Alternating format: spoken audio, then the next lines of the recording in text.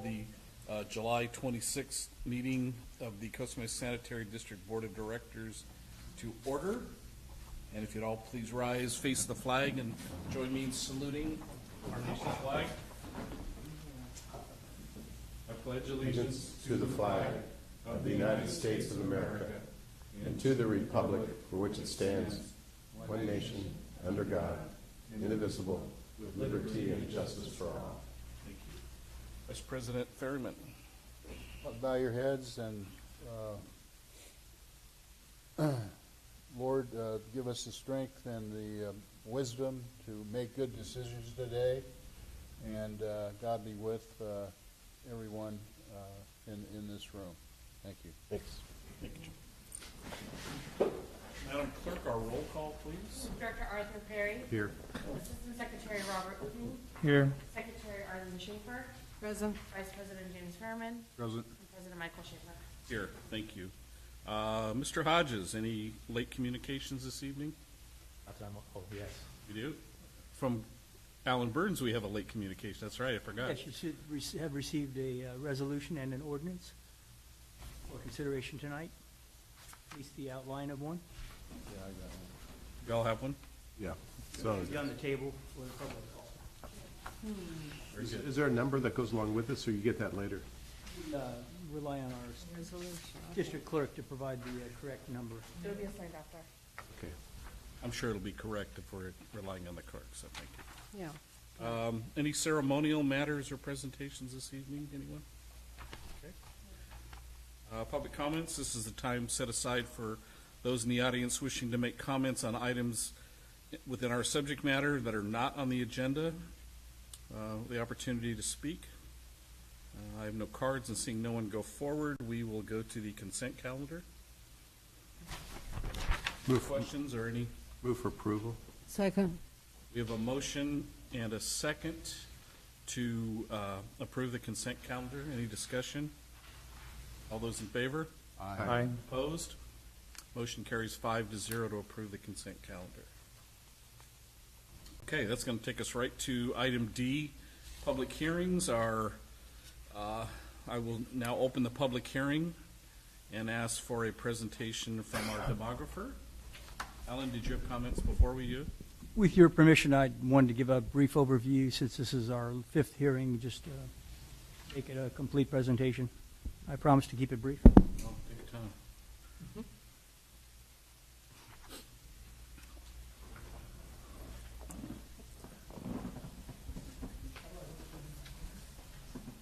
I'll handle it for you from there.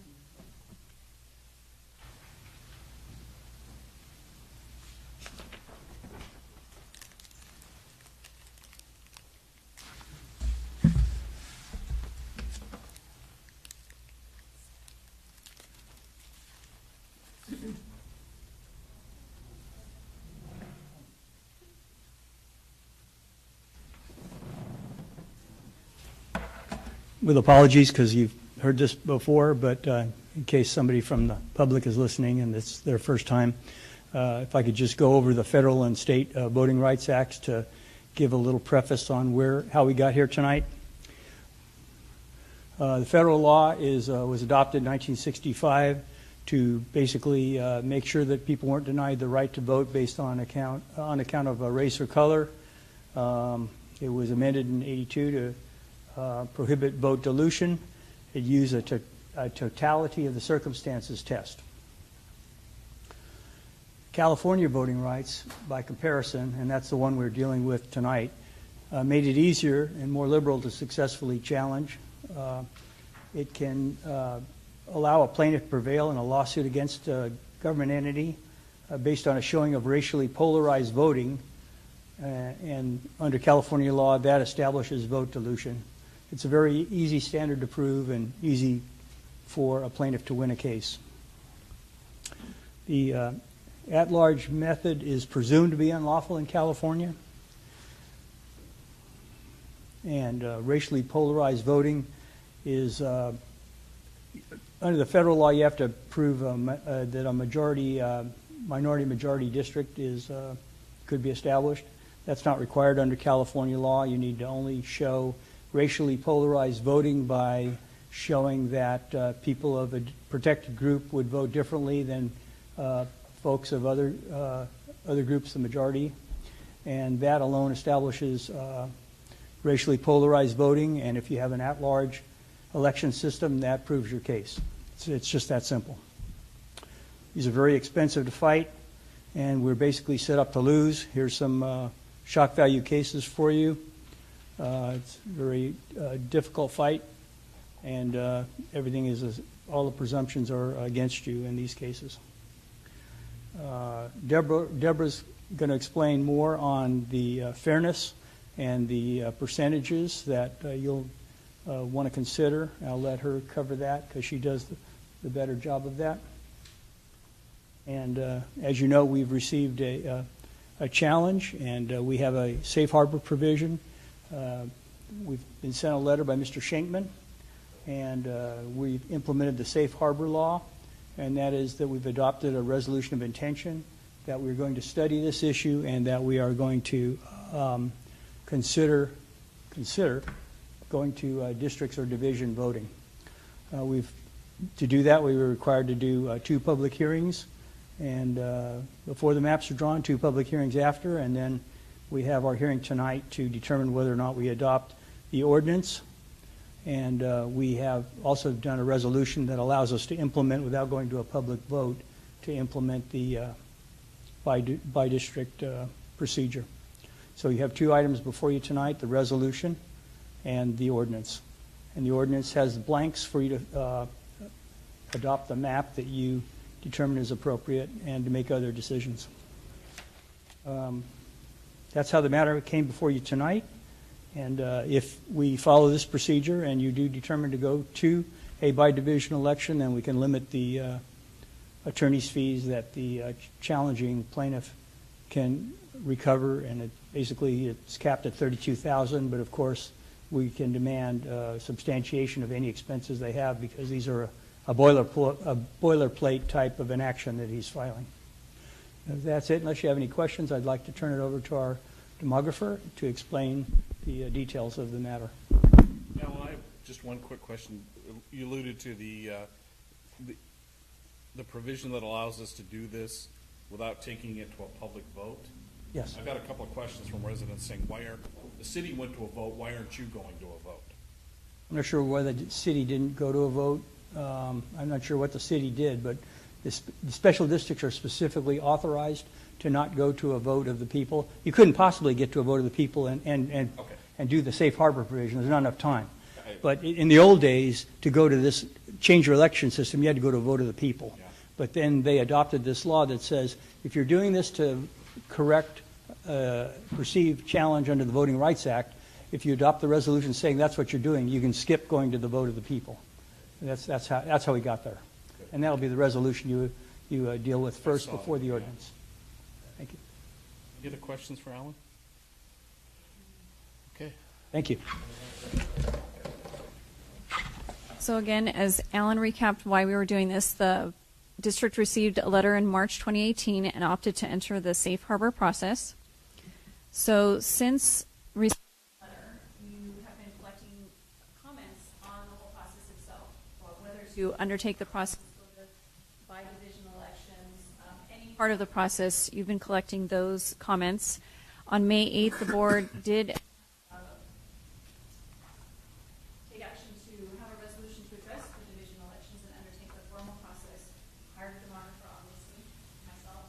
On May 31st, held the first public hearing as a joint public hearing between the board and the CAC.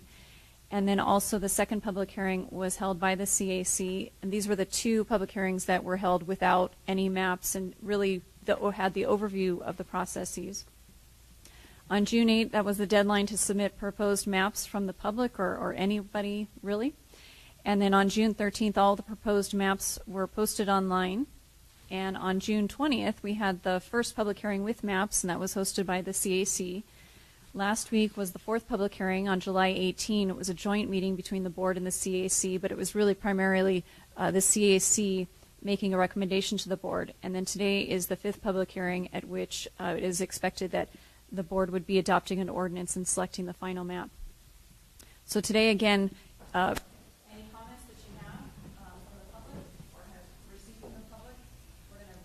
you already have those.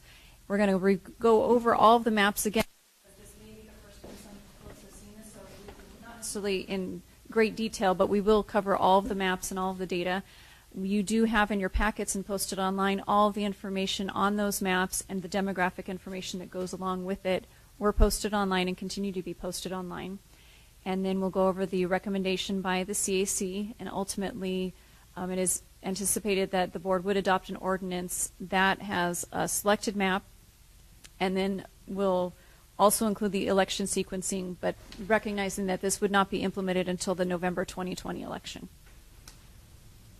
So we'll first start with the proposed sequencing of elections.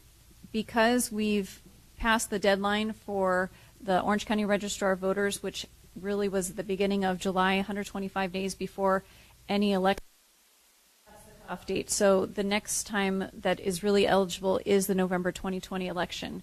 And it is recommended by the CAC and as well going with the existing staggered terms of the board members. So you would have 2 divisions up for election in 2020 and then 3 divisions up for election in 2022. There were 6 plans submitted by the public, and so we're going to go over each one of those. The plans themselves were developed at either the block group, the census geographies, the block group, or the block level data. But again, all of this information is submitted online or posted online. 6 of the plans were created at the block group level, and then 1 was created at the block level. Plan E was drawn using actually both block and block group, but because it was so close to the 10% threshold, and again, for the folks, Alan did mention it, there's a 10% threshold that's needed. It's a population spread between the largest and the smallest districts, and a viable plan needs to have a population spread of less than 10%. So any plan that's above 10% isn't viable in its current state. Plan E was so close to that 10% threshold, revisions were made to it to make it a viable plan, and so we have Plan E Revision 1. So the 6 plans, A through F, were originally submitted by members of the public, and then Plan E Revision 1 was just a modification to make Plan E Original a viable plan. So Plan A has 5 contiguous divisions with a spread of 8.34%, and this plan used the standard block group boundaries to create the divisions. Plan B has 5 contiguous divisions with a spread of 5% and used block group boundaries. Plan C has 5 contiguous divisions with a spread of 3.28% and used block group boundaries. Plan D, again, we're showing this one even though it's not viable plan because it has a spread of 33.11%, did use the block group boundaries to create the divisions. Plan E has 5 contiguous divisions and a spread of 12.58%. Again, not a viable plan, but there was a revision made to Plan E to make it viable. This used both the block and the block group boundaries. Plan F has 5 contiguous divisions with a spread of 4.12% and used block group boundaries. And then the revision 1 to Plan E has 5 contiguous divisions with a spread of 3.55% and used the block boundaries as we did the original Plan E. So not expecting on the PowerPoint presentation for anybody to really read these numbers, but it's, again, here and available. They're in your packets. Plan A, data-wise, has a spread of 8.34% with 2 divisions above the target population and 3 below. Plan B, again, 5.00% population spread with 3 divisions above the target and 2 below. Plan C had a spread of 3.28% with 2 divisions above the target and 3 below. Plan D wasn't viable with a spread of 33.11% with 2 divisions above the target and 3 below. Plan E not viable with a spread of 12.58% with 3 divisions above the target and 2 below. Plan F with a spread of 4.12% with 1 division above the target and 4 below. And then Plan E Revision 1, a spread of 3.55% with 3 divisions above the target and 2 below. With the redistricting criteria, the viable plans need to have a population spread of under 10%, and then you can have additional factors that can be used to explain deviations with the target population. So the target population, the division or the district's boundaries, looking at the population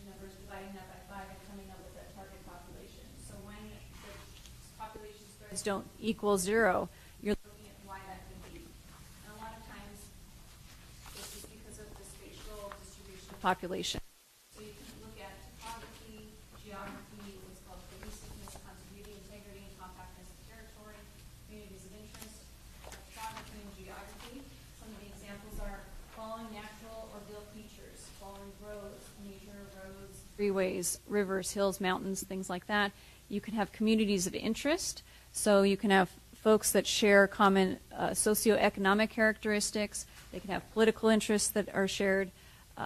You can have special zones or communities that are neighborhoods, special districts or school districts. You can have school attendance boundaries. Sometimes there are special zones within a city or sub-areas. You can have an entertainment zone, the fairgrounds, a downtown or a college or historic district can also be used as communities of interest. So in a sense, it is very vague. But again, when you're drawing those boundaries, you may want to have different groupings within the district to create and define those division boundaries. So last week, the CAC came to a recommendation for the board. This was to sequence the elections with the existing staggered terms of the boards and recommended that the two divisions up for election, whatever map was selected, put them together into odds and evens. So if it's going to be 2, let's go with 2 and 4. And then in 2022, when there are 3 divisions up for election, make it the odds, the 1, 3, and 5. So it's easy to keep track of the odds in one year and evens in another. And the CAC recommended the adoption of Plan B.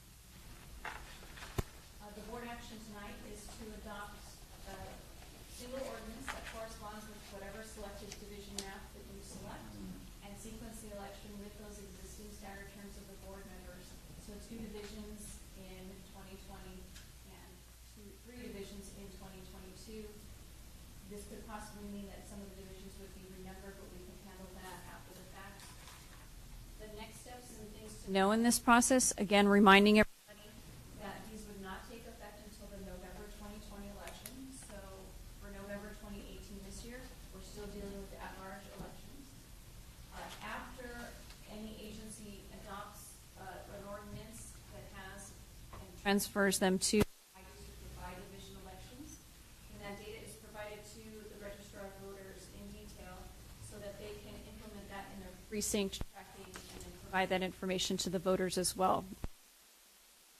When we do that, if there were changes to the numbering of the divisions, we would do that ahead of time. We're guessing that it would be okay, and folks are going along with the do 2 divisions when it's up for 2, do the evens in 2020, and then the odds in 2022. And then after each decennial census, really it's recommended as a best practice to at least take a look at the existing conditions on the ground with that to see if there are adjustments that might be needed to the division boundaries if the population spread changes and perhaps is above 10%. Next redistricting data would be released about a year after this 2020 census. Happens in April 2020. So in about April 2021, the data set would be available. And then the next time the district then would be eligible or able to have those changes to any divisions if they were undertaken. The earliest would possibly be for the November 22 elections. And that deadline would be approximately late June 2022. So with that, I'm happy to toggle through maps or answer any questions if you have. If you want to look at any of the maps, let us know. But happy to answer any questions or. Would you mind clarifying? I keep running it through and thinking about the different percentage spreads. Can you go back and just talk about that a little bit? How that's determined, what that number means? Sure, and I'm going to right here. I guess that was one of those things that folks come up with. So when you're looking at, this is a hypothetical of a percentage spread and how it works. So in this sample, you have Division 1 sample is 4.2% above the target population. And so the second division here is where you have the population being 4% below the target population. Division 3 is 4.8% above Division 4, 3.8% below, and then Division 5 at 1.2% below. What you do is you look at the smallest one and then the largest one. So here in this sample, it's Divisions 2 and Divisions 3. You're looking at whatever the lowest negative and the highest high. You're taking those two numbers and going back to elementary or at least junior high algebra. Careful. The absolute value.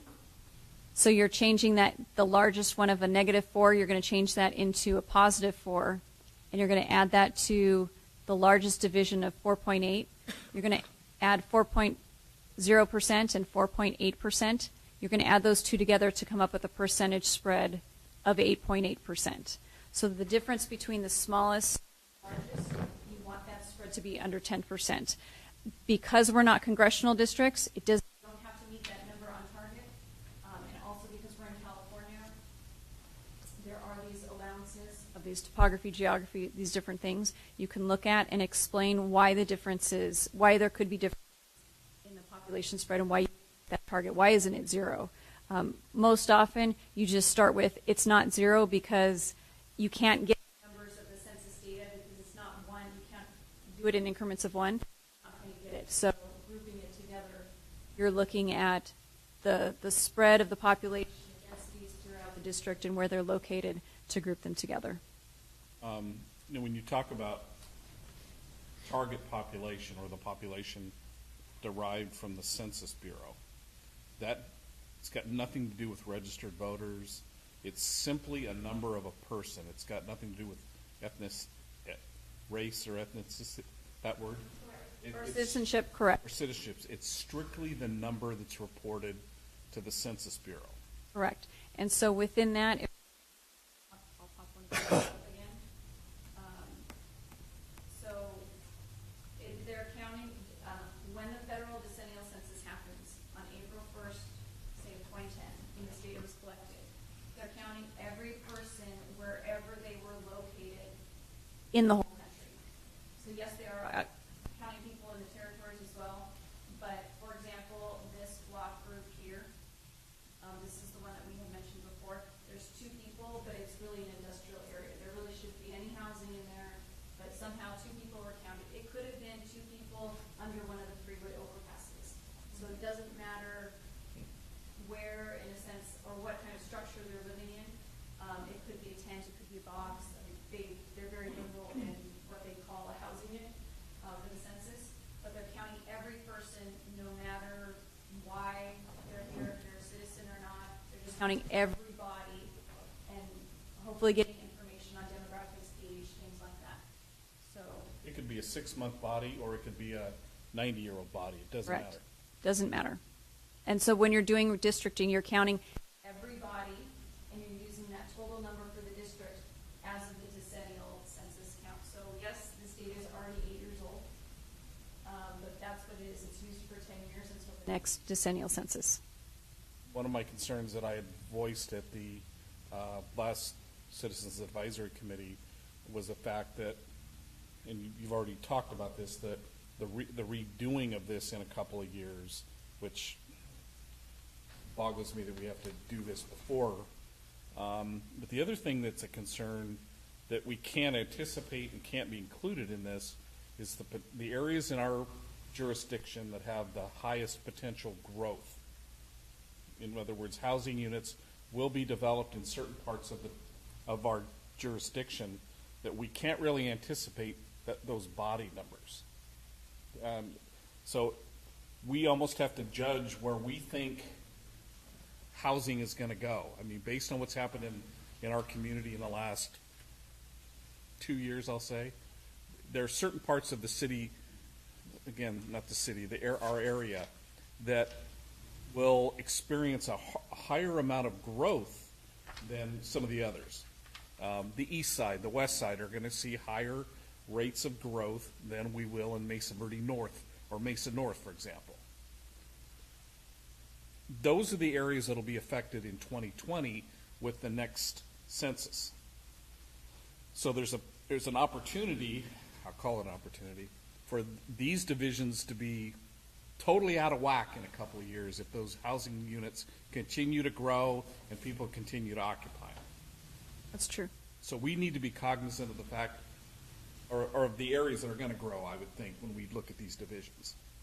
Does that make sense? Yes, and that's one of the things that when you do have spread and you have divisions that may be higher or lower, your communities of interest have future communities as well.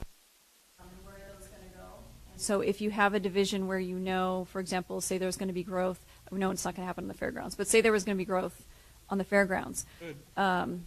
I know that's not going to happen, but still, if there was, wherever it was, or South Coast Plaza type of thing, if knowing that there were going to be 1,000 housing units that were going to be built there in the next even 5 years or 2 years, if Division 3 was low, then that's okay, because having it something, you're not going to hit it usually at 0 in all the divisions. Even if you get 1, you're not necessarily going to get all of them close to 0. So 3 was on the low side, but you knew that there was going to be growth there in the future. That's maybe one of the reasons. Okay, not so bad to have 3 be low. Or if you already know that 500 housing units were built here and another 500 were built here since the 2010 census, maybe 2 and 3 should be lower because you're anticipating that more will already be there, which is most likely. Yeah. That they're not just sitting vacant in this prime property, that these would probably be lower. So by the time you looked at the data again, and you're not required to look after the next decennial census, it's always a good thing to look, but it's a best practice. It's not a mandate. So if these were low and you knew that growth was happening there already or was projected to happen, then maybe these would be better if they were lower instead of on the high end. That would guarantee, in a sense, to push you out of that threshold. Well, and I think being the body that has to decide this, I think we need to look out to that future number, because if we pick divisions and those numbers get skewed in a couple of years because of the potential growth, it's going to cost us more money. It's going to cost the ratepayers more money to change these maps again. Whereas if we look forward to some of this stuff and anticipate some of the growth, we can prevent further expense in the future. True or false? Well, sure. You know, if you're already accounting for numbers that are on the ground already, I don't have a map with me, but yes, we do know where housing growth has happened since the last census. But again, if you know that there has been growth in specific areas, then they're going to. Just like I get. It's one of those things tonight. It's the heat. Must be the heat. So, knowing that, and then looking forward for the long term, it's not a bad thing to consider. Okay. Rob, let me pull the board, then I'll. Any questions from any of the? Everybody thought this was. Deborah, I was looking at the final districts that the city came up with, and I was amazed that there's 100% variation in voters in between a couple of the districts. So we won't know that data until after we make a choice, and then it goes to the registrar of voters, and then they can tell us how many actual voters are there. Right, so the data that's within the packets, and all of these different spreadsheets is data from 2010, so it's still point in time, 8 years ago data. The data that we have is total population 18 over from 2010, and then the citizens voting age data is actually a 5-year average from 2012 to 2016 data. So it's an average of 5 years. You can have quite a bit of swing within that. So this is just an estimate of the population that, by race ethnicity, that are, who is 18 and over, but those that are eligible to vote.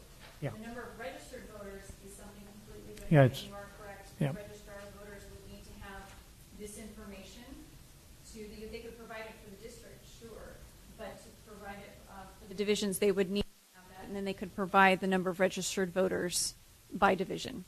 Yeah, the number of registered voters is a little over 70% of the apparently eligible voters. And it's all over the map. Rob, you had a comment? Yes, thank you, Mr. President. We've had quite a big building boom between 2010 and now, the largest we've ever seen in the city. We have housing tracts that used to be 10 and 12 units.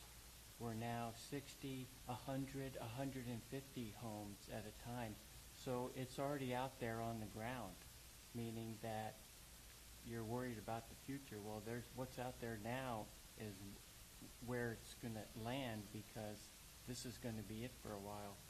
And that just complicates what I was talking about earlier. That stuff happened after 2010, after the census was done in 2010. It's going to be magnified even more. Okay. Any other questions from the board? Anyone from the public wishing to speak on this matter? I'll entertain that now. We'll close our portion of it. Members of the public? Jump up all at once. President Schaefer and members of the board, my name is Jim Mosier.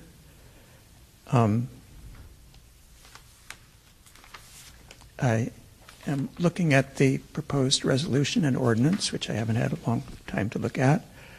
I am, as you know, not entirely convinced the idea of going to district elections is correct, but if we're doing it, I think we want to do it correct. And the purpose of the board meeting tonight, I think, is to iron out the resolution and the ordinance so that they are correct. Based on what District Council Burns said at the beginning regarding the question of whether this should be put to a vote of the people or not, it does not need to be put to the vote of the people, we were told. If you're doing this to further the purposes of the California Voting Rights Act, and I would suggest the resolution is a little ambivalent on that, because as written, if you look at the 1, 2, 3, 4th whereas clause, it said the board is not of the opinion that there's currently a problem with our voting. And so it's a little contradictory to say that we don't think we have a problem, yet we're doing this in furtherance of the Voting Rights Act. So if you don't feel you need to make that statement or think that there is some reason to make it, I would suggest you maybe strike that paragraph, because it could then be challenged that you're not truly doing this because you think there's a problem.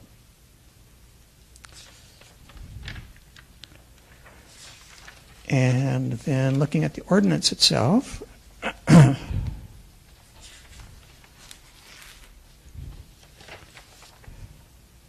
the ordinance does not make that statement, so I don't. The ordinance does not seem to be ambivalent. It seems to say we're doing it in furtherance of the California Voting Rights Act. It then has this added chapter 3.03 to the operations code. In the first paragraph of that about divisions, it says to be elected, the candidate must reside and be a registered voter. So I take it those are distinct things. And you could be one or the other, but not both. The next paragraph about sequencing and scheduling of elections, I'm wondering if this is kind of boilerplate that's been copied from somebody else. While you were speaking and hearing the presentations, I was trying to read this.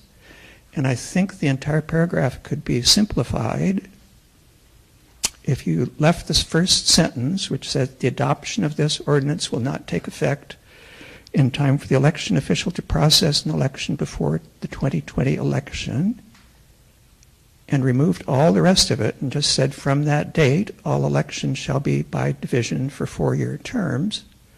I'm not sure the remainder of it actually adds anything to it, because there will be two divisions up for election in November 2020. It's kind of redundant having it in both paragraphs. And 3 divisions up for election in 2022. Mr. Mosier, you're 4 minutes up. I'm going to give you can you wrap it up in 30 seconds? I will try. Okay. Of course, we do not have the Exhibit A, so it's hard for the public to opine on whether that is correct or not. And the section about vacancy created by moving, is there also a vacancy created if you cease to be a registered voter? That's the reason I brought up. You seem to have two sections about that. And then the implementation, I'm a little uncomfortable with the paragraph giving the district clerk the authority to make technical adjustments. It's not clear to me exactly what those are. And if the map has been changed, how does the public know that the map has been changed? Because the ordinance is saying Exhibit A is the prevailing thing, yet apparently Exhibit A can change some way. But since my time is up, I won't. There's a grammatical, I think, error in the next one. But anyway, so much. We appreciate your time. Hi, my name's Sue Lester. I was actually a member of the Citizens Advisory Committee, and I just have a couple of comments. I'm not here officially representing the CAC, although I think I can speak on their behalf in that we hope that you vote to approve Plan B because we unanimously agreed that that would be the best plan based on the time that we took to review everything. Not that we are all knowing, but that was what we threw our votes toward. I'm just a little bit concerned about the new developments, as President Schaefer brought up, because we weren't allowed to take any of those into consideration. I think it wouldn't be right to try to take those into consideration now when you're selecting the map for the districts that you're going to approve, because we weren't given any of that information on the front end to look into, which I know legally we couldn't use it in terms of a hard number because it's not the census information. I don't think you guys should try to look into a crystal ball and figure, okay, well, we had all these, maybe we should go with this map that nobody really discussed in great detail.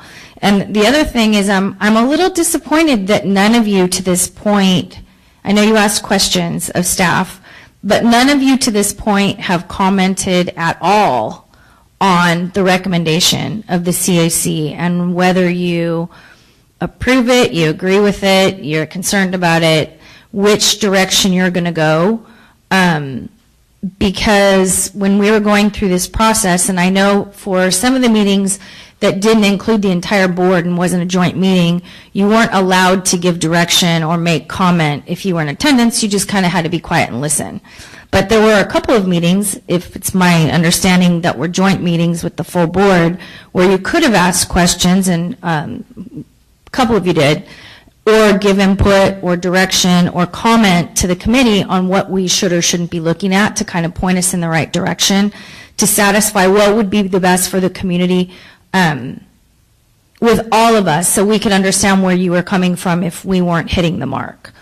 So I guess I just want to share with you as a committee member that at this juncture, because we never heard from anyone if we were on the wrong track or what you didn't like or what you approved of, if you go in a completely different direction, and I'm only speaking for myself, I'm not speaking for anyone else that was on the CAC, so I want to make that perfectly clear, that it's going to be kind of frustrating from my perspective as someone who volunteered a lot of time and effort to try to help you guys to get to this, that if we weren't on the right track and nobody said anything to us and let us continue marching down the path and you go in a completely opposite direction, it's going to be kind of disheartening.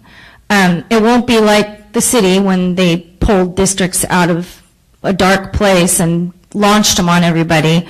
But going forward, if you could keep that in mind and take that into consideration, people would rather hear the truth than hear nothing and then be flipped upside down at the end and not really know what's going on. So I trust you guys are going to do what's best for the your district as a whole. So I just wanted to add that. Thank you for your time. Thank you. Anyone else from the public? Okay, then I'll close the public comment. Could I simply comment on the resolution? Yeah. Thanks. The resolution states that the that the board doesn't and this would only be effective if you adopt the resolution, but it makes a finding that you don't think you diluted anybody's voting rights, meaning that one possible meaning and the way it was intended was that under the federal law, there's voting dilution if you can show that you could have a minority-majority district. In the California law, they've just created this standard that if you can show racially polarized voting, that one group votes differently on issues than other groups, that proves that you've discriminated and you've diluted their vote. And you don't have to agree with that to say, but nevertheless, you've enacted a law, we're sworn to uphold the law, and you've given us a safe harbor to get out of paying too many legal fees. And we're taking that avenue. Even though, we may be pinching our nose, but that's where we're going when we do it. Thank you. Appreciate it. I want to address Ms. Lester's comments about this whole thing's been frustrating for me. I mean, first of all, to have a lawyer tell me that we have to do something, and he gets $30,000 for telling us we have to do something, that's just not right. I can't express how much gratitude I think the five of us have for the work that the CAC did. And I think the work that's been done by Deborah has been out of this world. I mean, there's more stuff here than probably even any of us want to look at, but it's so comprehensive and there's so much information there that helps to make a decision. And I don't think we're looking into a crystal ball in trying to anticipate what's going on. I realize you guys didn't really have that opportunity to talk about that, but I don't think you were able to because we had to go back and look at the 2010 numbers and we had to rely on that. And I think that had justification from whoever.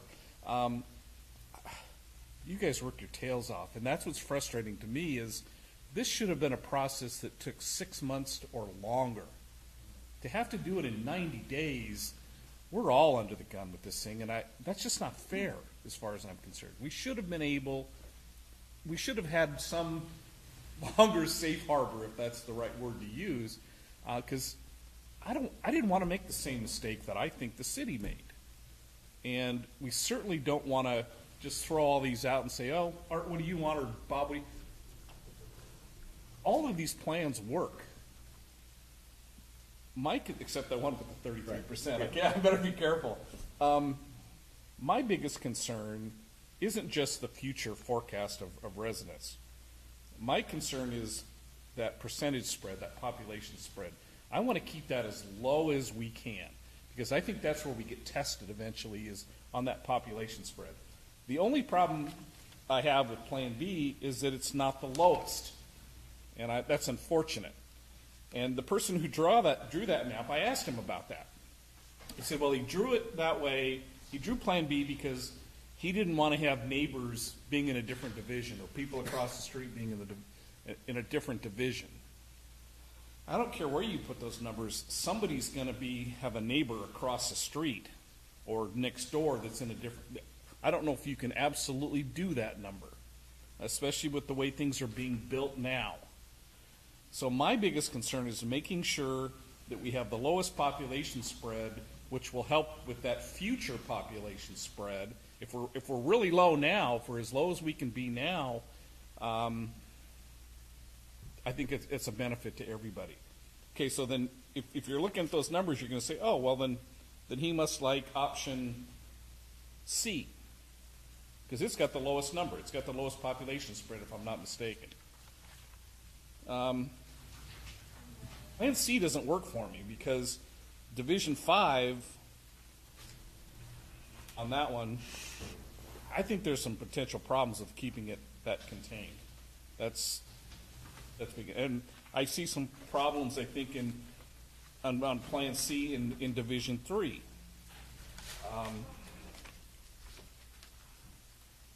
I like Plan E. I think Plan E with the most workable, lowest population spread, and looking at the way those divisions are drawn up, I think it accommodates what I perceive as that future population growth. So I'm in favor of Plan E, Revision 1. Can I make a comment? Yes. I think Sue's got a good point. We are not going to do what the city did, because I went to those workshops, and when I left the workshops, I said to myself, they're going to do what they're going to do, no matter what the citizens say. That's why we left it upon your group to come up with 5 or 6 maps for us to look at. We didn't make up our own map. You guys presented, the citizens presented these to us. And that's one of those, I'm not really in favor of the one that you guys selected either. But because one of the statements you made is that it broke up the neighborhoods. And, I really don't want to break up the neighborhoods as much as possible. So I'm not sure what direction we'll go, because we haven't really talked about which ones we're preferring. But I'm really happy with the work the committee did. And I hope they continue working with us, because we need your assistance. It was invaluable, totally invaluable. Bob? Well, I went through the process of the last couple of days, trying to figure out the ranking of the various plans. And Plan E came up, I had 14 points, Plan B 16 points, Plan C 17 points. Plan A and Plan F, Plan A and Plan F are substantially below that. So my choice will be between Plan B, C, and E. Either revision? Pardon? Plan E, the revision? Revision. Yes. No, that's the only one we could work on. Yeah, the other one's kind of out of the picture, right, Deborah? The original Plan E? Yeah. I just want to say that I went to all the meetings that the Citizens Committee had, and I really appreciated all that they did. In fact, I was really shocked that we came up with so many different plans, because that was pretty hard to do in that length of time. And so I thought it was good that we had a lot to choose from, and I thought that we all educated ourselves, whether it be the committee or us, what really took place with our district and what there was available as far as percentage and so forth. And I think you did a great job on what you did with the selection of all this. But looking at it, I never really got excited over B, because I feel really strong about the part that the neighborhoods not be broken up. And I like the E, because the one thing that it just seemed like it balanced out, people would be happier with it. And with the elections and with everything that took place, because they're used to all this goes on in our life. So, that was my opinion. Timeline we were on this thing, to reiterate, we've already mentioned that, but was ridiculous, I thought. It was, having been a novice in analyzing this kind of information, I haven't had that experience before. It was intimidating to us, or at least to me it was. I don't know about you guys, but and coupled with the fact that we weren't allowed to say, give you input on a lot of occasions.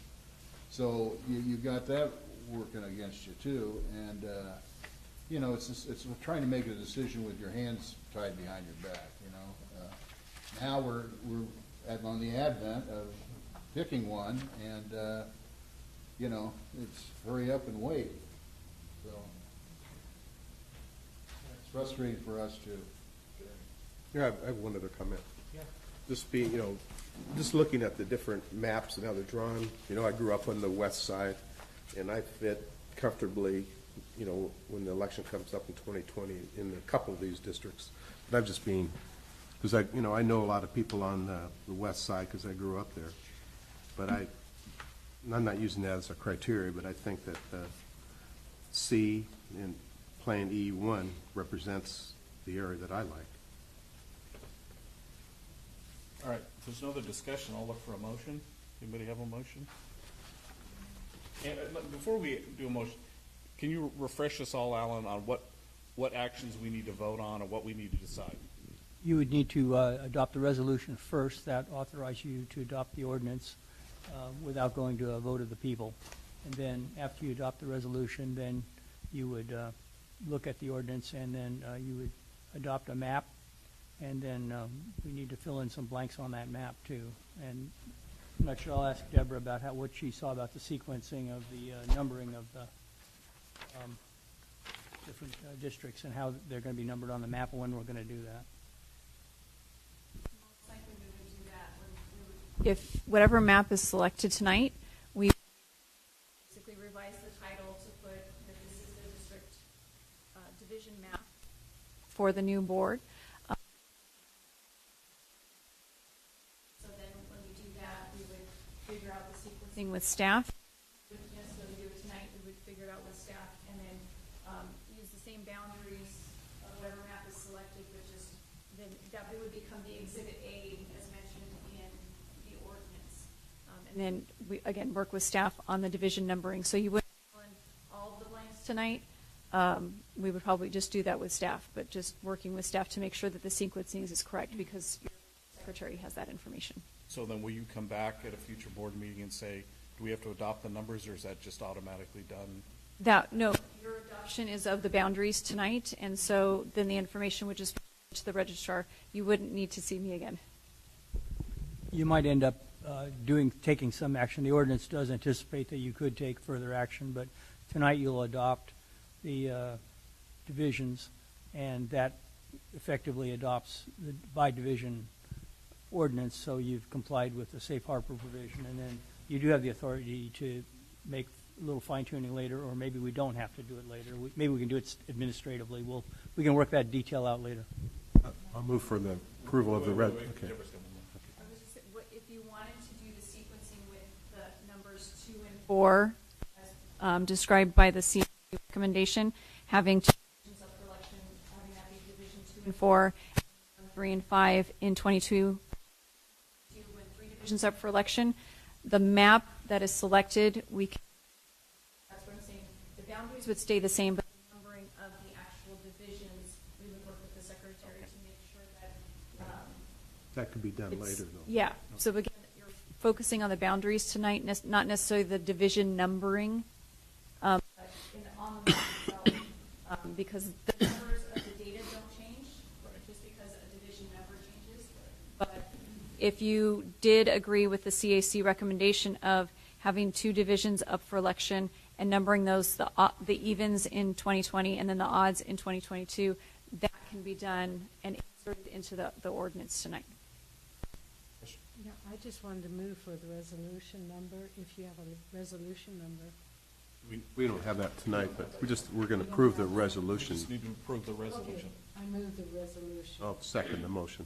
Okay, so the first action is to approve the resolution giving us authority to pick a map, essentially, right?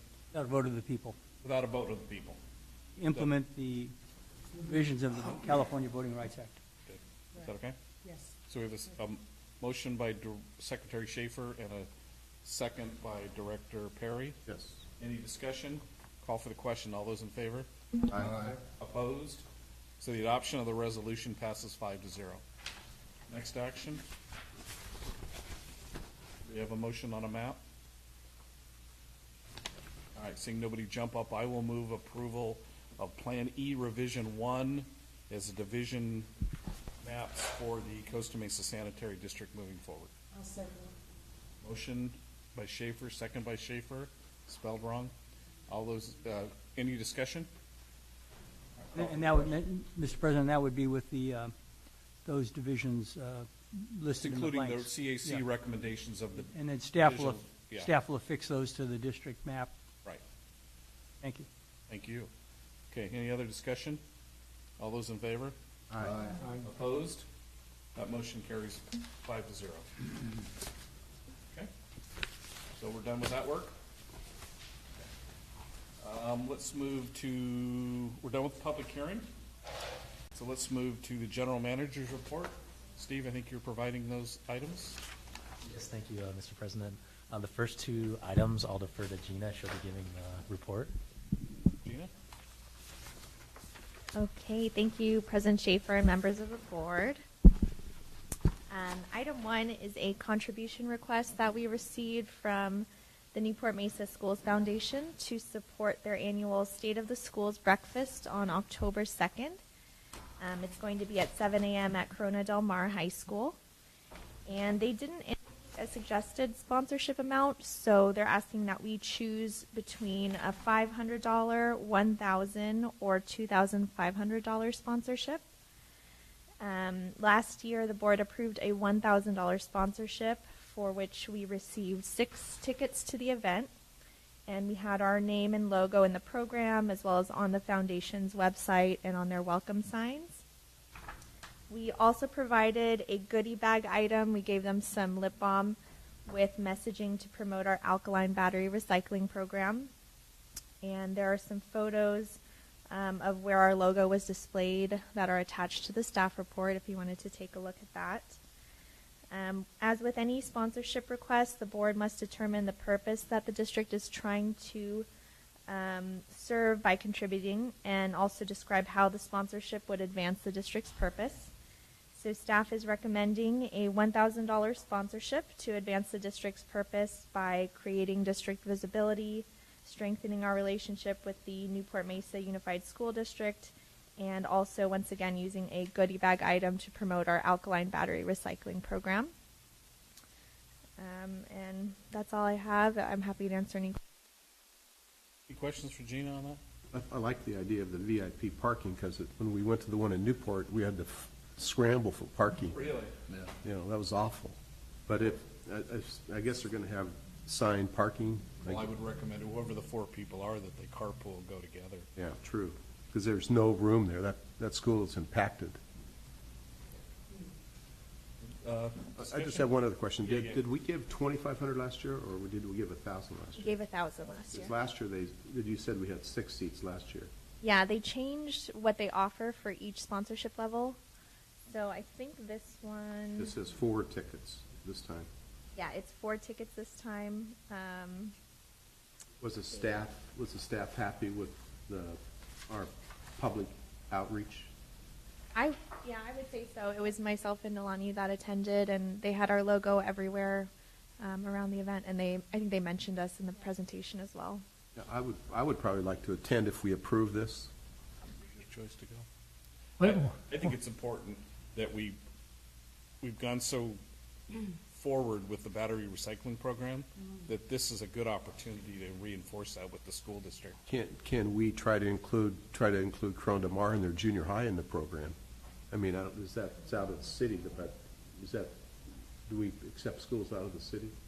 We have not in the past. I think we accepted Newport Heights because they are in our district, but I don't think Corona Del Mar is in our district. Corona Del Mar is in the district, but some students are. Some students attend Corona Del Mar that live in our district, live in Costa Mesa.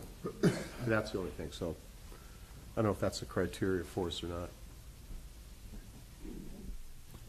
what date is the event? October 2nd. I And believe. it's Is that a right? breakfast. It's a breakfast. It's a breakfast. Jim and I went like 3 or 4 years ago to Newport Yeah, Harbor. I went sometime back. Well, I've been to the 2 of them, one at Estancia and one at Newport Harbor. I didn't go last year. And what's the nexus with the battery program? The schools just do participate? Is that? I mean, that's what I'm thinking. We could ask them to participate, you know. Well, they have a junior high that's pretty active, and I don't know if they need the money, but this is just a thought. But because we do have kids that go to Corona that live in Costa Mesa. I'm not sure what the percentage is, but there's a number of them. 11 Mesa Verde that go to Corona Del Mar. Yeah, I know some. But is it because the schools participate in the battery recycling program? It's not that we won't get any. No, we just give them we can just give them the opportunity to, but they may decline. No, but I mean, how does it serve our purpose at this event for the battery recycling program? Well, it's a school district event, so even though it's being held at Corona Del Mar, there will be teachers and principals from all over the district there. All the schools will be attending. We walk around and talk about it, or is there something there that? Oh, what type of publicity will we have? They allow us to provide an item that they put in the goodie bags that they give out to everybody. So we can promote the program by Okay, now I'm back. Okay. Yeah, we get our name in in their program and on signs and. Okay, our name is there, but Okay. Any other questions? I'll make a motion that we approve the $1,000 level only, not the $2,500. second. All right, we have a motion and a second. Call for the question, then all in favor? Aye. Opposed? That motion carries 5-0 to contribute to the breakfast. Item two, Steve? Thank you, Mr. President. Again, that's going to be Gina. Okay, so item 2 is another contribution application that was submitted this time by the Estancia and T. Winkle Schools Foundation to support their annual gala that they're hosting on October 6th. They are requesting a bronze sponsorship of $500, which would include 2 tickets to the event, a half-page ad in the event program, and visibility on their website and all of their promotional materials. The district sponsored this event at the $500 level last year, and the sponsorship included the same features last year. The foundation provides grants to promote student achievement, including purchase of equipment like computers and creating enrichment programs. And so for item 2, staff is recommending contributing $500 again this year in order to create district visibility and to utilize that half-page advertisement in the program to also promote our alkaline battery recycling program. I'm up. For approval. Second. Because I could see that it was successful last year. And it's something that's right in the neighborhood here. My voice is. I'm gonna abstain because of my relationship with Estancia, if that's okay. I'll second it. Motion by Schaefer, second by Uten.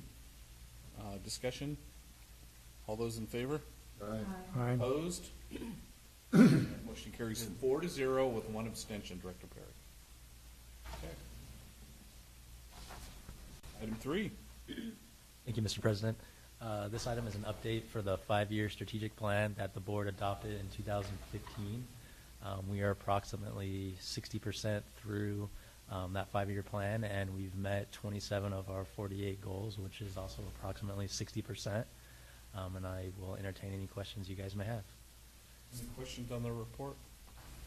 I think one of the questions Bob always has is developing strategies for 75% waste diversion. How are we doing on that? So that's going to come up in the next item. Our diversion rate's still hovering around 61%, but as you'll see, our organics has been plummeting over the last 7 months. And obviously we haven't had much rain. So we're definitely going to have to keep an eye on that, over the next quarter. But yeah, we're hovering right around the same percentage. 61. Does that include Orange Coast College? Yes, right. Gina? Gina, I have a question. you're being paged. It includes OCC, right? It includes OCC.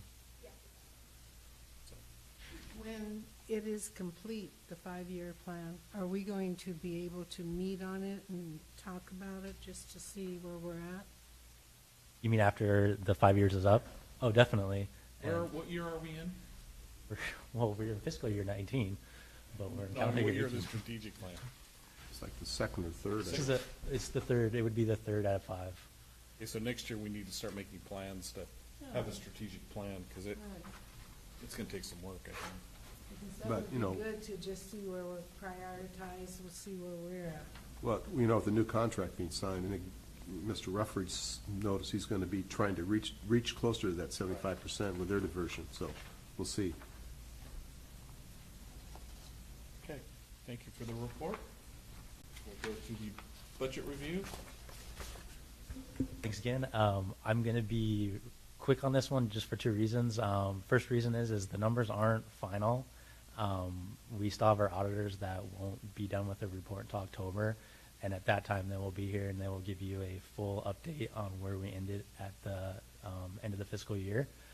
These numbers that you're seeing are where we stand right now, and we believe they're pretty accurate. And they do pretty much mirror what we went over for the third quarter.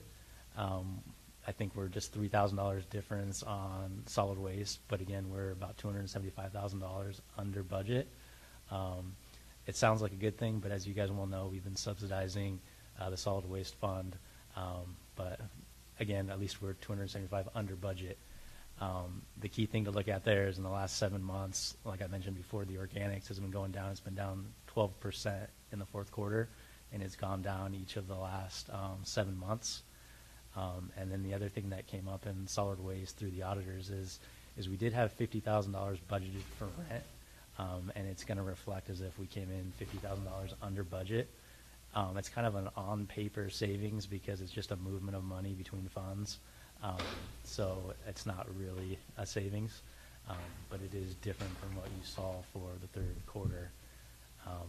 And as far as wastewater is concerned, we're $800,000 under budget. We're doing really well there. Nothing significant other than the master plan. The sewer master plan will be carried over, and that was a big budget item that we didn't get to.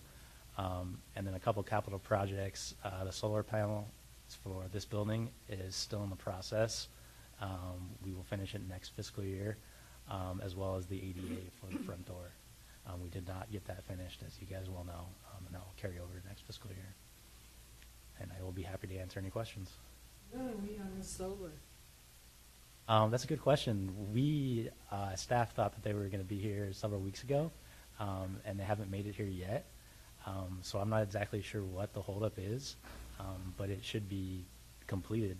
I'm just going to say it in the next couple months because we did get an email a couple of weeks ago that they were going to be here, and they just haven't showed. So they were to be here to start the installation process? Correct. Maybe they're using their brain because of the heat. They're staying off of roofs.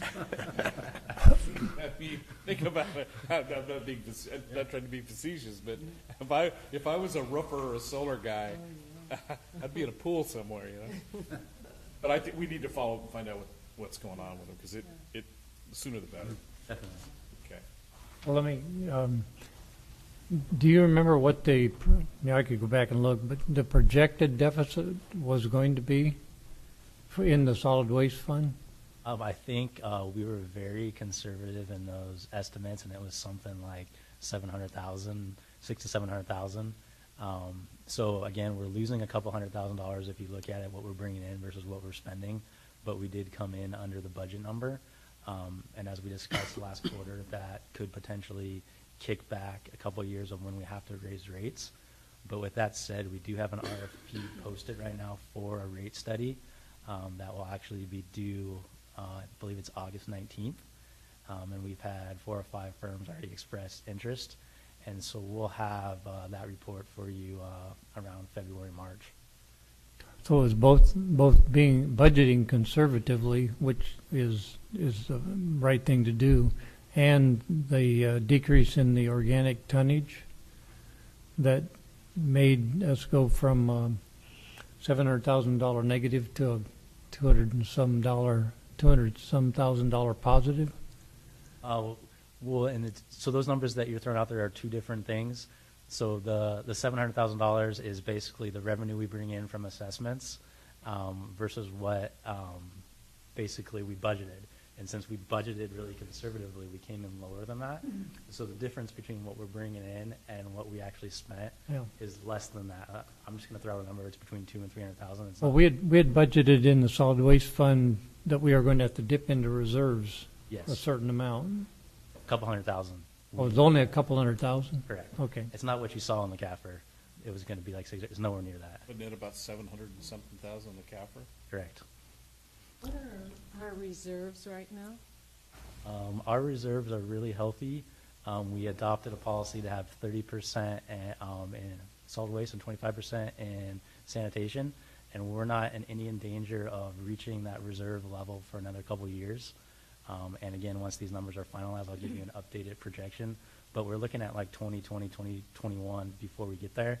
And we could elect to go back down to 25% to buy us another year or two.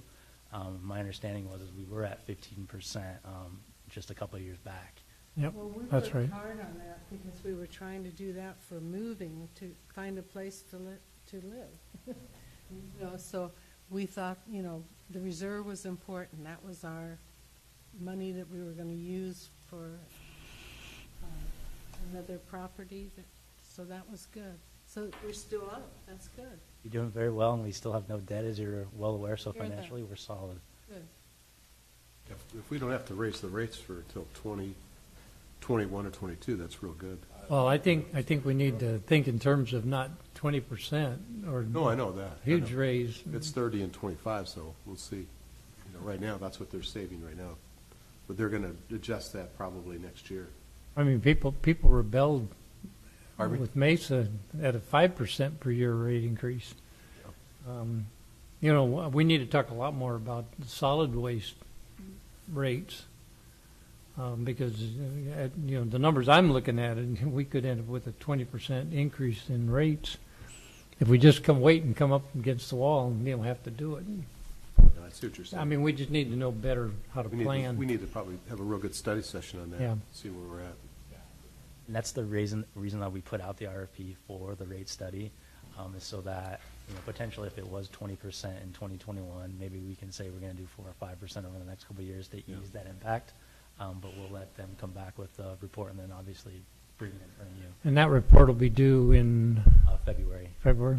Do you do that in-house, or do you have to go outside? We went outside. My understanding is it's never been done before. So we've gone to an outside, RFP, and we've had 4 or 5 firms already interested in it, but there's still another couple of weeks before we'll actually get the final proposals.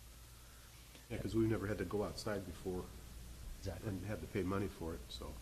And there was $40,000 put in the budget to cover that. I don't have the cost yet because the proposals are not due.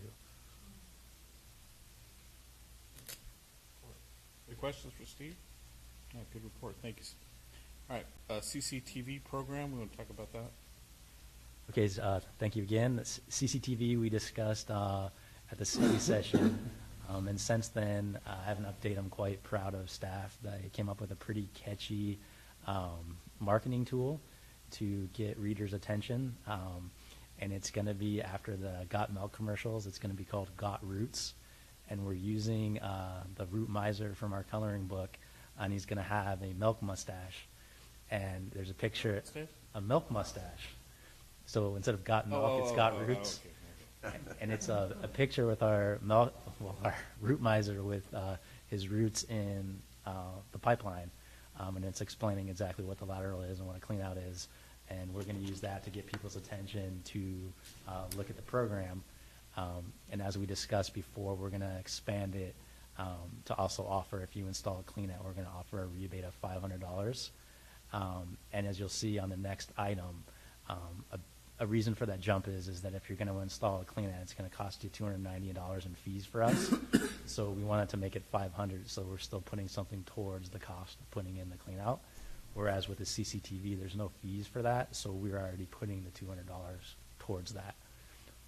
When will this program be ready? We're ready to go as soon as you guys approve it. Are we approving that tonight? Correct. Because I was just thinking that we still have some things at the concerts in the park, and we have the fish fry coming up, that we could be giving this information out. Yeah, we already have the drawing done, and we already have our fees structure set up and everything ready to go on the web. I just didn't want to post it until you guys approved it. As part of the recommendation,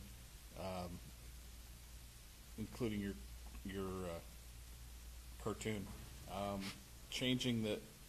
going to a rebate program. Correct. Where the work is done and the ratepayer comes back to us with proof that they've done it, and we give them the $250 or $500. I like that idea. I think that'll resonate with a lot of people. Did you have any luck talking to CR&R about putting anything on the trucks? That is an option that we can do. What we did research in great detail is the door hangers, because CR&R is going to share half the cost. Okay. Or at least they offer to. But even so, it's going to be about $3,000 to deliver to about 20,000 households. And if they were to split the cost, that's $1,500. Whereas if we did the mailers with Mesa Water, it would be like $600. So there's a significant cost difference. So we didn't put that as part of the recommendations, but we can definitely throw that in if you guys want to go that direction. Based on the history up until a couple of weeks ago with Mesa Water, cooperative piece like that, I think, would be really beneficial to both agencies. So if we can look at that and get the details on it, I think it's a good idea. I just thought on the trucks, it kind of, what I'd recommend if we can get something on the trucks is your picture of your route miser or some, you know what I mean? It's going to be good. The kids are going to see it on the trucks. Yeah. Yeah, and that picture's only been seen by a couple of us so far. We just got it yesterday. So, yeah, it hasn't been out there at all, so it will be a surprise. Just got it. We haven't seen it. Where is it? Come on. It doesn't have color yet. It's just a drawing. In that water bill, you can have a two-sided, two-sided information. And that's exactly what we discussed. It's going to be like a postcard where the front's going to be our picture to get their attention. Well, it's got to be a certain size. Correct. I mean, because we do that with the fish fry. It has to be a certain size, right, Bob? Basically envelope size. But one side will just be a picture where the other side will have all the information. You're right. I would check with Mesa on their policy. Right. There are some prohibitions about what they'll do. They have to have it on there in cooperation or participation with Mesa Water. It's part of the deal if they mail them out, but, Okay.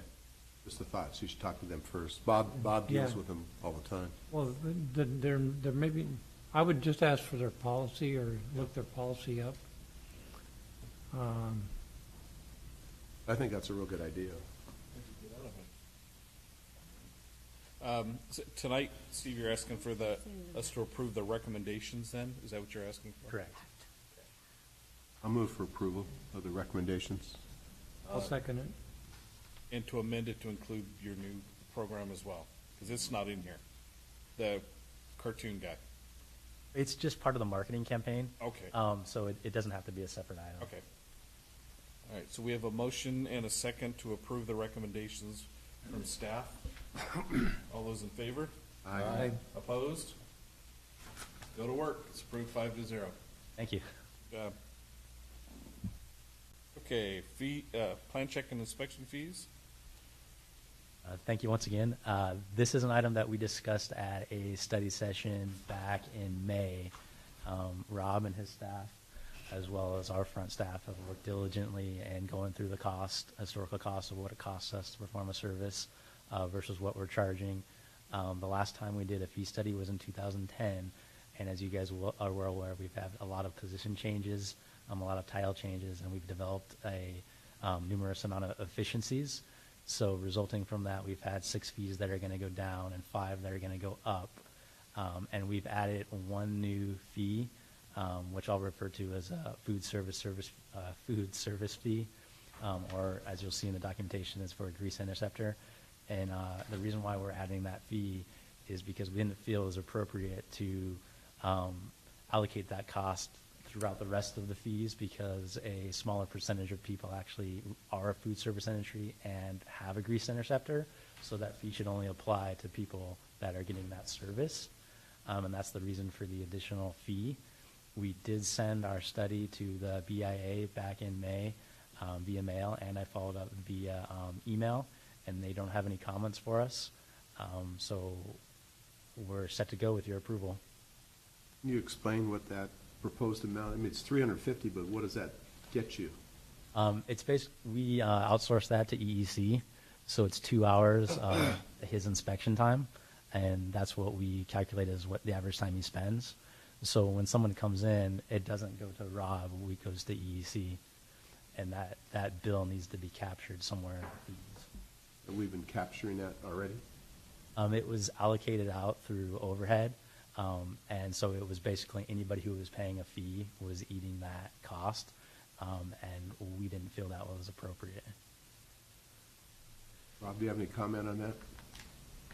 No, it is appropriate to have that charge because of EEC's time that was not included in our plan check and inspection fees. So that was a very smart thing to do.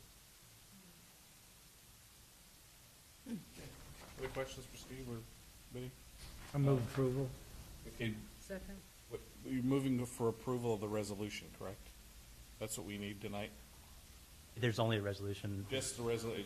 Those other two, the fee, the charts are included as part of the resolution. Correct. So motion by Uten and second by Schaefer to to approve the resolution to change the fees. All those in favor? Aye. Opposed? Carries 5-0. Thank you, good work. Okay. I think we're to Rob, engineer's report. Thank you very much, Mr. President and board members. So our first item is our project status report. A couple items real quickly. Item 2 is going to be accepting the improvements for our corporate yard expansion, so that project is done. And yesterday we put the President Pump Station reconstruction out to bid, and it looks about coming in right where we thought, which is approximately $1.5 million, and that will be out to bid for a month. We're about to put out to bid our last phase of the grade 5s for our TV program, which will be phase 11, and phase 10 is being completed right now, and we'll soon be out to bid on our projects on the Canyon Pump Station. So everything continues to go as expected. I have a question. How many grade 5s are going out to bid, roughly? This last time, they're actually going to be a little bit different grade 5s than before. These are deteriorated manhole bottoms and severely corroded ductile iron pipe, all of which need to be done. So there's only going to be 5 manholes and 1 line that will be cleaned out and lined. And it does appear that that will take the entire budget that we have left. So we had some other things that are going to wait, like some excavate and repair. We'll save those for the next time. But this will probably be our last phase under this amount of funding. And then we'll relook at it next time we adopt more projects. Do you think we need to wait that long to do those? To do the additional ones? We're fine. Those are stable conditions that are just not perfect, but they also look stable. So we're fine with them. What do you estimate the cost of those might be? The ones that'll be out to bid in phase 11? No, the ones that we're not putting out to bid. Those are probably between $7,000 and $10,000 each. And how many are there? We have 2 of them right now, but there might be other ones that will be showing up when we do some searching and reports in the database that we're receiving right now from ProPipe. So we try to do all the projects with the same kind of work so that there's not a variety of contractors on the project. The one that's going out for phase 11 will actually be a coating contractor who puts pump station coatings in, lining sewer lines, coating in manhole interiors, etc. So the other grade 5 that we were just talking about, that is a excavate and repair sewer, and we're looking for others of those to make a full project. We only have a couple right now. Okay, I see. Thank you, Rob. Second item? Thank you. This is part of the normal procedure of finalizing a project. As you've seen the letters on our new corporate yard, the lettering on the Fairview roadside looks very nice. The yard looks wonderful. You can see through the gate, and it's very organized, and it opened everything up, and it looks very nice.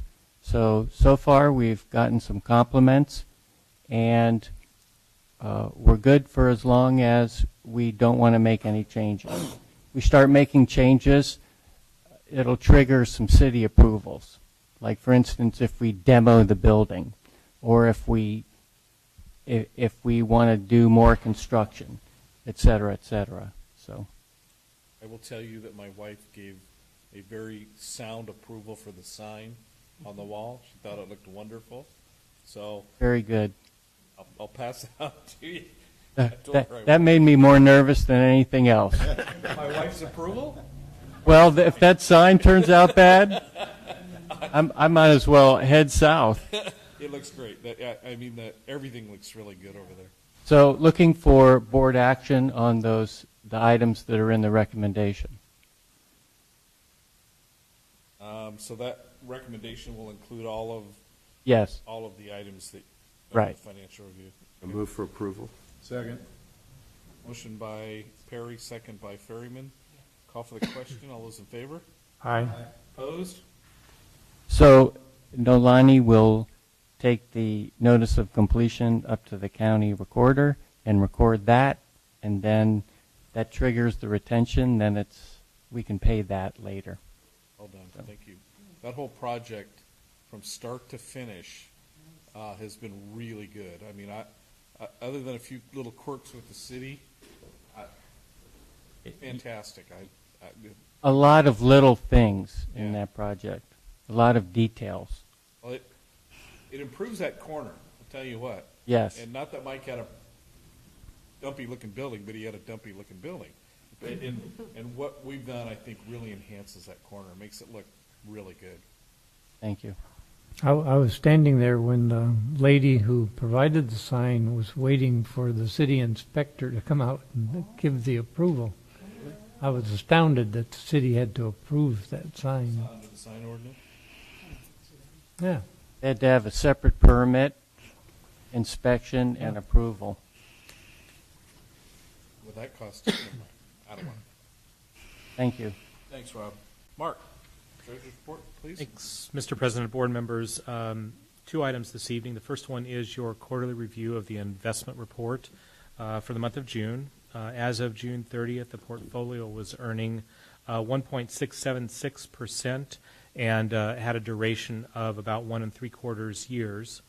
Year to date for the fiscal year ended June 30, 2018, the portfolio earned 1.529%, which was more than budget. May not cash be more than budget because we had a lot of cash going out the door this past fiscal year.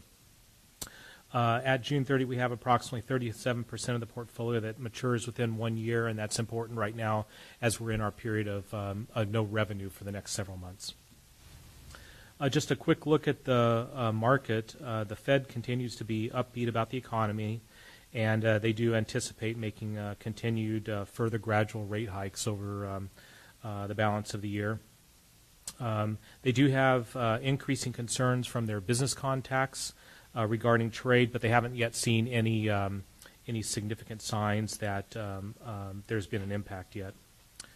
The Bipartisan Budget Act of 2018 did increase federal discretionary spending caps for both 2018 and 2019 by about $296 billion, but the additional federal spending hasn't yet to start. There hasn't been any real big additional expenditures that have incurred. In June, retail sales were flat. Housing starts slid about 12% month over month. And the Fed's targeting that core personal consumption expenditures, which are one component of inflation, they're targeting that to be 2% for the balance of 2018 and 2.1% for 2019. This is an action item, so with that, I'm available for any questions you may have. Concern about the trade issues, is that prompted by the tariff issues and tariff items that are coming forward from the president? Yeah, that's correct. So, all right, any questions, other questions for Mark on that? I'll move approval. Thank you. Second. Motion by Uten, second by Perry. All those in favor? Aye. Opposed? Motion carries 5-0. Thank you, Mark. Item 2. Thank you, Mr. President. The second item is the Statement of Investment Policy for fiscal year 2018-2019. Just as a reminder, the investment function is the responsibility of the board, and the board does have the ability to be able to delegate that investment function for a period of 1 year only. The government code related to the investment policy does not require boards to adopt an investment policy for a year, but we think it's a good practice that we bring it to you once a year, you take a look at it, and then review and approve that policy. What's included in the packet this evening is a resolution that would adopt the statement of investment policy and would delegate the investment function to the treasurer for a period of 1 year. We also included a red line version of the policy so you could see what the changes were from last year's policy year over year, as well as a clean version, which is one that would be considered for adoption.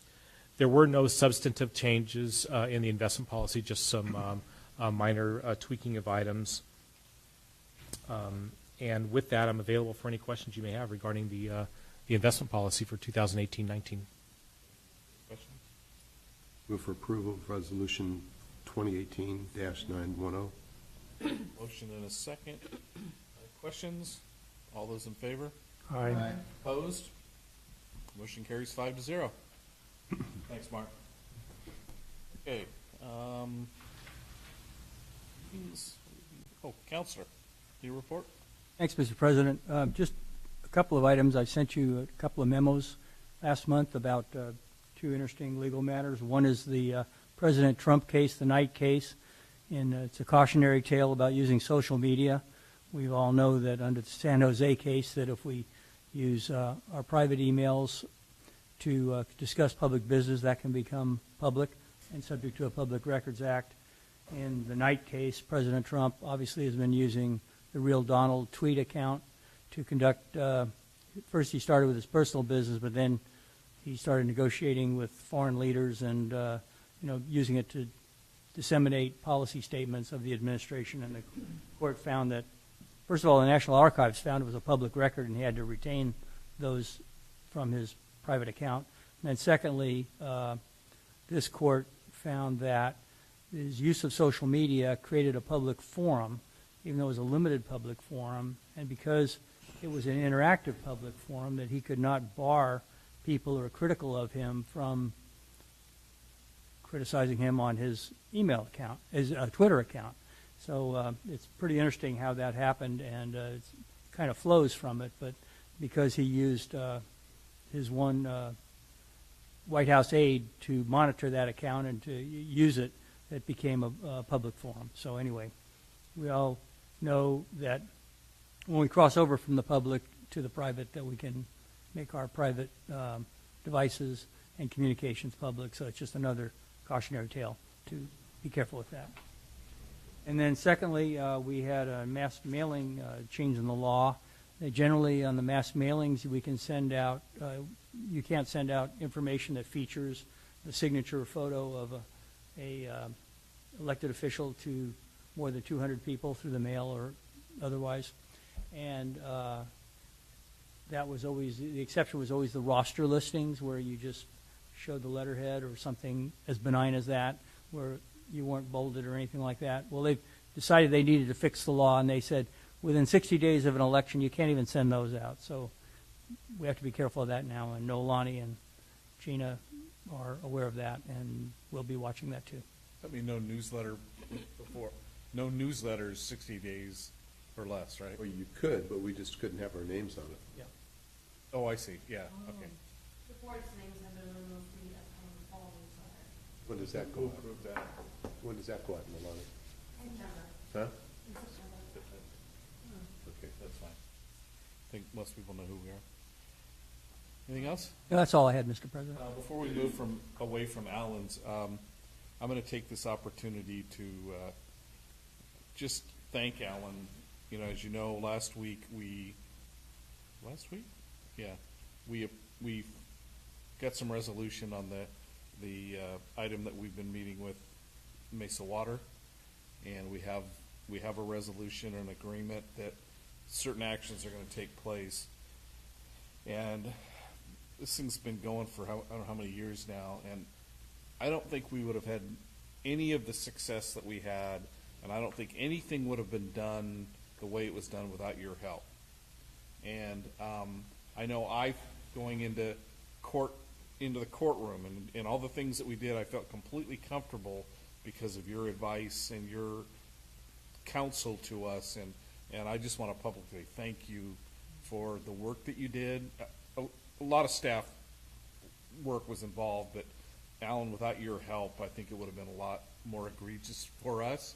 And again, thank you for looking out for the district's best interests, whatever you do, and thank you. Thank you so much, and thank you for your leadership. And it really was a team effort. We had a lot of good people helping on that one. Sure learned a lot. Thanks. We all did. Good job, Alan. Yeah. Thank you again, Al. All right, local meetings, Jimmy? Well, we had a real short one at the Orange County Sand District last night. Record 16 minutes long. With that many board members, you only went 16 minutes? Shades of Jim Warner. They did receive an award, and Bob probably tell you more about it than I can.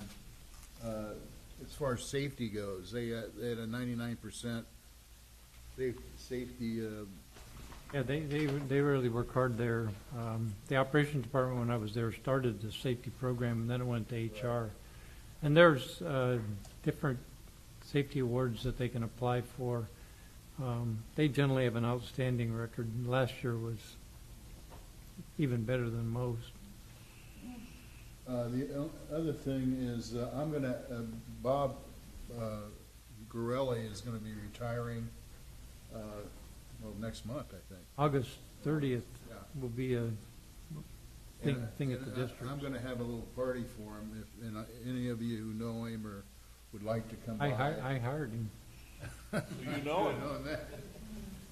Well, I got to know my him. house, it's going to be about 7 o'clock, the 22nd of August. Oh. And he'll be presented with a couple of mementos, and pizza. And what's the best pizza in Costa Mesa? House of Pizza. Oh. Berryman. Down by Home Depot. No, it's my next door neighbor. It's, what the hell? It's been there for 50 years. Valentino's? Valentino's? Oh, Nick's Pizza? Nick's Pizza. Yeah. Valentino's is long gone. I know. Yeah, it is. Anyway, that's who's going to be catering it. Oh, that's good.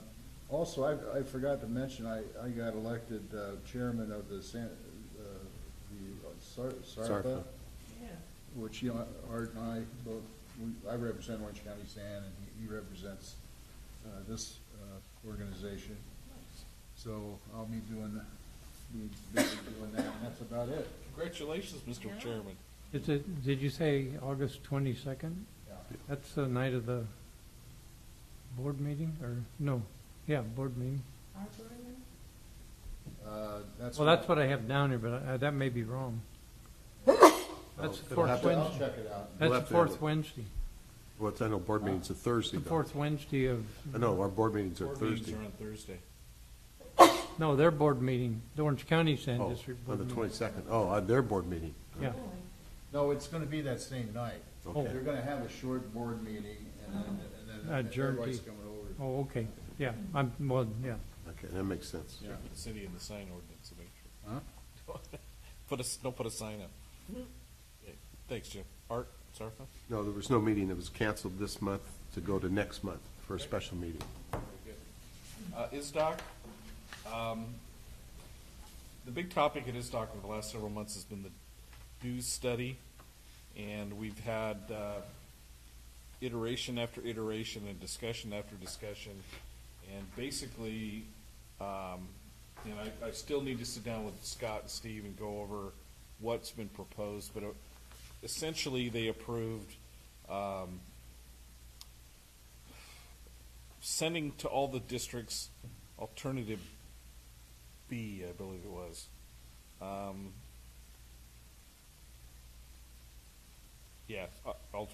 Alternative B. When that comes to you, will you let me know, and then we'll sit down and we'll go over it when you and Scott get that. It's interesting because Yorba Linda, the representative, the guy from Yorba Linda Water District, really wanted the dues to be based on revenue.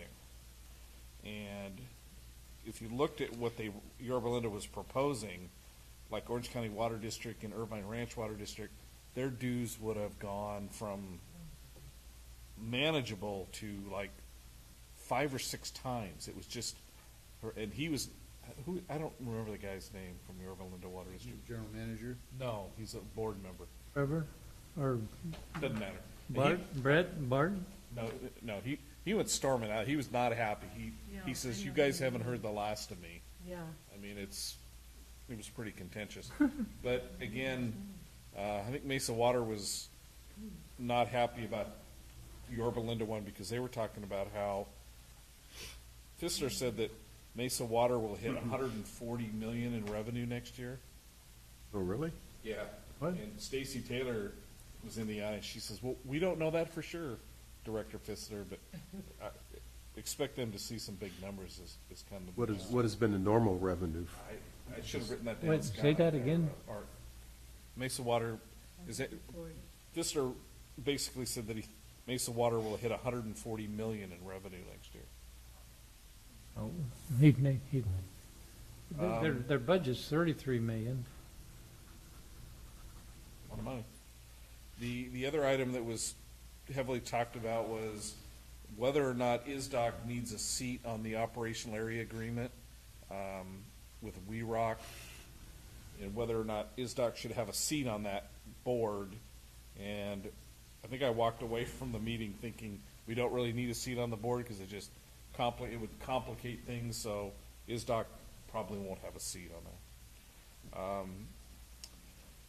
We had a final report from LAFCO Director John Withers, who said that the big thing with LAFCO right now is the San Juan Capistrano focused MSR, looking for someone to take over the San Juan Capistrano wastewater system. Apparently Irvine Ranch Water District's going to be a big player in that, and so is Santa Margarita. They both want it. So They have to be adjacent to it. They have to border it. I think there are parts of Irvine Ranch that do border it. That's the Well, impression.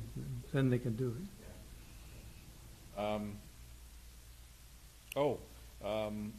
I don't remember if it was a staff member or somebody was talking about the general managers summit that was up in the Lake Tahoe area. Yeah. And there were a lot of compliments to Scott for his presentation. And I don't remember who. That was the gal, remember? In fact, I told Scott about it, and he knew who she was. Oh, it's the general manager from East Orange County Water Oh, District. that gal, There you yeah. go. That lady. Yeah. And she went on for several minutes about Yeah. what a great job Scott did. So And if there I were want that in the 40 record. people, 40 men that were there. Yeah, it was pretty good. So I think that's all I really have on ISDOC. CSDA. Okay. Just, let me tell you, on the ISDOC, the only thing that was left out was they're gonna have an election and they have a timeline for this election. August 7th is the call for nominations sent out for the executive committee. And then September 18th will be the nomination period for executive committee officers. September 21st would be the ballots that will be sent out. See, I don't remember them bringing that up. I don't know how I got it, but I got it. Okay. October 23rd is the ballots are due, and October 25th is when they'll name the officers that will be elected. So they'll notify you, Noelani, of that schedule, I would Yeah. assume? Okay, Yeah. great. Either that or you could make a copy of mine. Okay. And then, August 7th of this year, something's supposed to happen? yeah, this is all this year. And then, of course, Joe McKenzie is running for the CSDA seat from the Southern Network.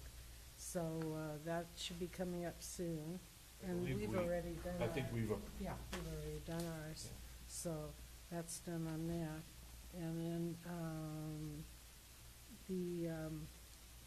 it's September, let's see. It's September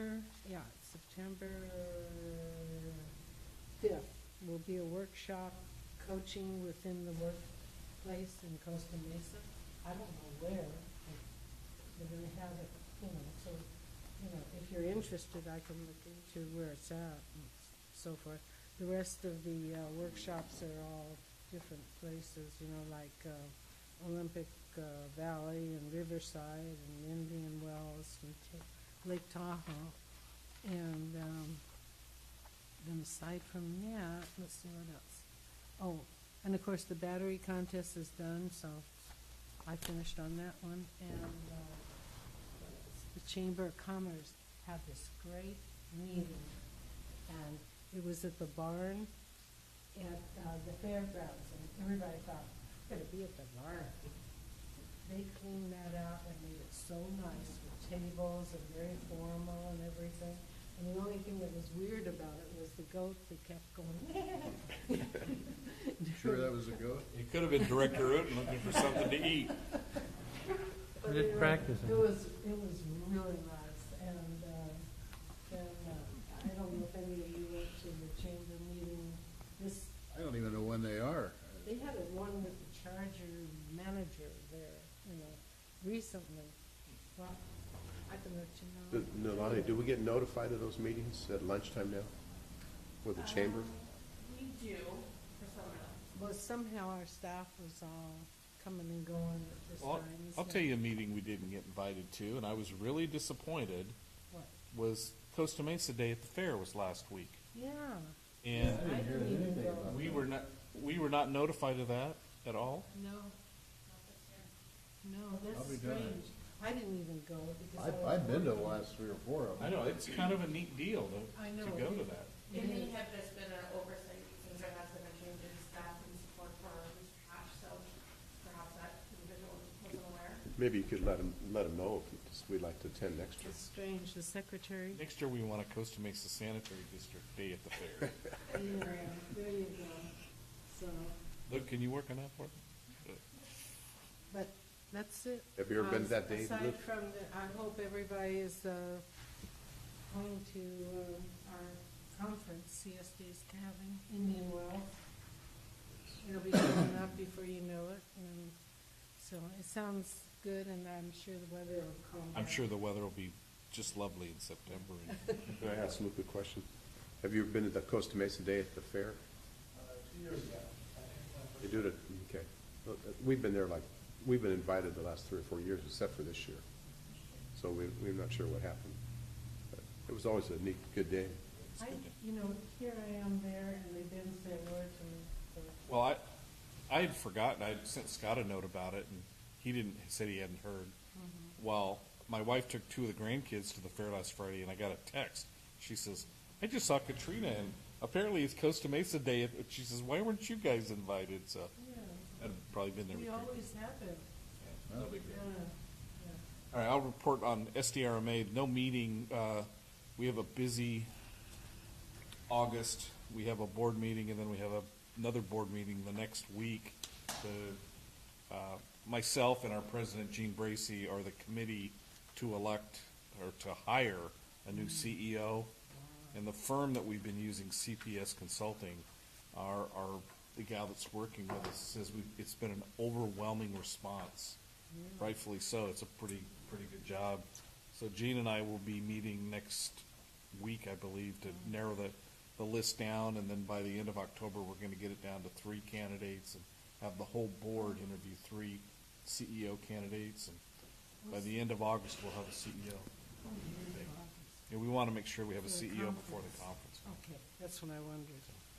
All right, with that, any other meetings anybody has? Art? I went to a couple city council meetings. Luke was there. He's there at every one, but That's what he gets paid a to couple do. things. There was a presentation from the Historical Society, and they said you could buy pictures from them for $50 a photo. I thought maybe we should look into buying some from the sanitary district, like old-time pictures, and maybe having those reproduced. This is a thought. Just a thought. Yeah, I think that's cool. Rob? Yes, you could get the picture of Arlene Schaefer in the Cadillac that's Oh, yeah, with the top I down, think that'd be good. parading through the city. I think we could get a number of pictures, Top probably. down? Cadillac stop? Cadillac. Mary Green's car. Remember when we had the parade? You wearing a sash? And I was mayor? Yeah, Sash? yeah. And then one other important thing popped up. This, Tim Lewis from Ready Reynolds.